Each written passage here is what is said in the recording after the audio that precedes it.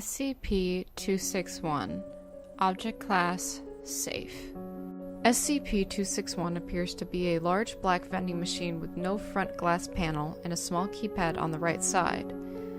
SCP-261 was recovered in Yokohama, Japan. SCP-261 was brought to the Foundation's attention after investigation of an urban legend about a magic vending machine that was circling around the internet. SCP-261 was found in a back alley behind a large shopping center with a handwritten sign saying "out of order" in Japanese taped to it.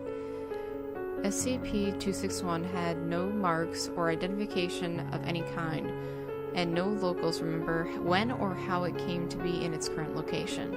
Internally, SCP-261 appears to be a basic vending machine equipped to vend food and beverage items. After a key was made and the front door opened, no abnormal materials were found, and it was determined that SCP-261 has never actually contained any food or beverage items. The keypad, while connected and operating correctly, does not activate any of the dispensing mechanisms.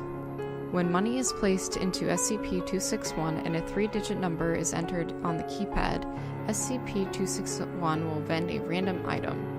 SCP-261 has not accepted any currency other than yen, with rejected currency being deposited in the coin return slot. It is unknown how these items appear, however, SCP-261 will not operate when the door is open, or when recording devices are placed inside. The number entered on the keypad has no effect on the item vended, nor has any pattern been detected. Items are always some form of snack food, and typically have bright, attention-grabbing packaging. SCP-261 is capable of operating with no external power supply, but operation in this state will cause unstable vending to occur much more quickly than normal. If SCP-261 is used several times in a short period of time and/or large amounts of money are entered before an item is vended, SCP-261 will start to dispense bizarre items. While still food, their suitability for human consumption is often non-existent. Log of items vended during testing phase 8. 800 yen entered for each item. Items being dispensed every 2 minutes. SCP-261 is attached to power. A can of Diet Coke, packaging in English. A small bag of Cheetos snack food, packaging in English. A single pack of caffeinated chewing gum, packaging in Japanese. A single yan-yan cone with peach dipping frosting, packaging in Japanese. A can of Pepsi Cola with a trace of fruit flavor, packaging in English. Flavor identified as dragon fruit. PepsiCo does not produce this product. A can with clear plastic sides, packaging in Japanese. Liquid inside is clear. When opened, liquid appears to react to the air and changes to dark black over a period of several seconds. The black coloration looks like billowing smoke and cannot be reversed. Liquid taste described as cola with something spicy in it. A small tube the size of a candy bar with a green button, made of aluminum, packaging in English. When top is twisted off, a mass of dough is extruded. Dough contains several enzymes and bacteria that have not yet been identified. On contact with air, these cause the dough to rise and bake, killing microbes in the process. Produces a small round loaf of bread weighing 250 grams. Taste described as good, but chewy. Thick plastic baggie with a plastic tube on the side containing water and 12 clamps, packaging in Dutch. Following on-package instructions, the plastic tube was cracked like a glow stick. Liquid in the bag flashed to steam venting from a hole that popped open on the top of the bag, slightly burning one researcher.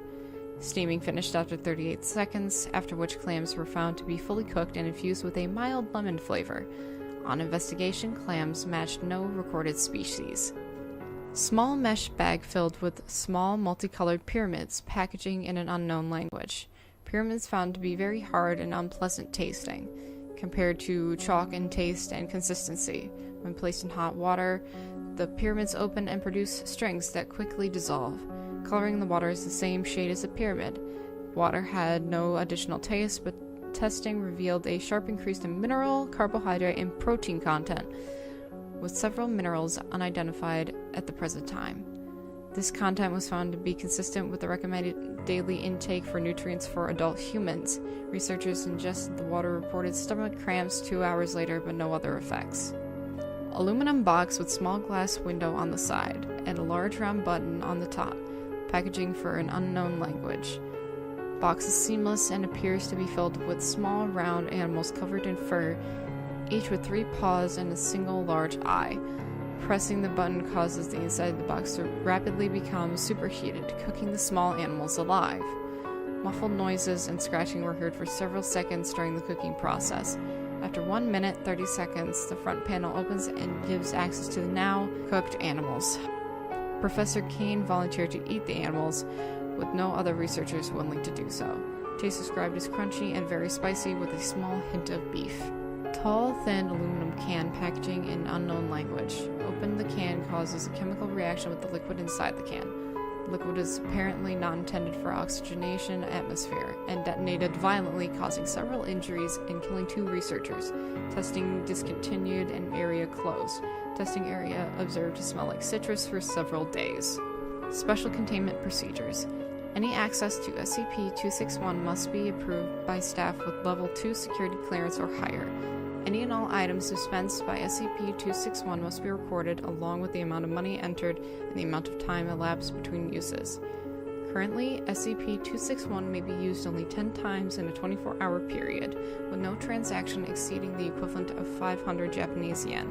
Items dispensed by SCP-261 should be reviewed by site health and safety officials before consumption. Failure to do so releases the Foundation from any obligation regarding negative effects. Items deemed dangerous or useful to research will be compensated by site security, with financial compensation provided in portion to money spent.